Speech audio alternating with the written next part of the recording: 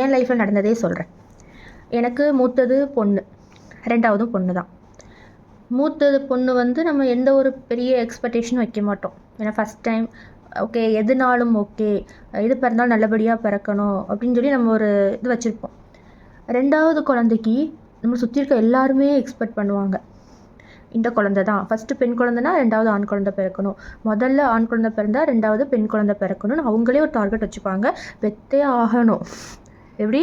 பெற்றே ஆகணும். நீ வந்து பையனா பொண்ணு பெக்கணும், பொண்ணுன்னா அடுத்த பையன் தான் பெக்கணும். அது அவங்களோட ரூல்ஸ் லிஸ்ட்டில் இருக்கும். மீறி ஒரு பையன் பிறந்துட்டு ரெண்டாவதும் பையன் பிறந்தா அவங்க கொடுத்து வச்சவங்க. ஒரு பையன் ரெண்டாவது பொண்ணு, இல்லை பொண்ணு ரெண்டாவது பையன், அப்பா கொடுத்து வச்சவங்க. ஏதோ டைலாக் கூட சொல்லுவாங்களே, ஆசைக்கு ஒன்று அஸ்திக்கு ஒன்றா, ஆஸ்திக்கு ஒன்றா சம்திங் ஏதோ சொல்லுவாங்க. அப்படி சொல்லி இதை தான் கடவுள் ரொம்ப பிடிச்சமான பொண்ணு, பிடிச்சமான பையன் ஃபிக்ஸ் பண்ணிடுவாங்க.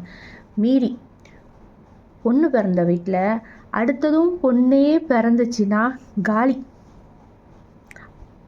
சொசைட்டி நம்ம கொடுக்குற நேம் அன்லக்கி பேரண்ட்ஸ், பாவப்பட்ட ஜென்மங்கள். இன்னும் பல பேர்கள் இருக்குது, என் காதில் வந்தது அவ்வளோதான். நிறையா பேசணும்னு தோணுது, பார்ப்போம், கன்டினியூ பண்ணுவோம் நெக்ஸ்ட் வீடியோவில்.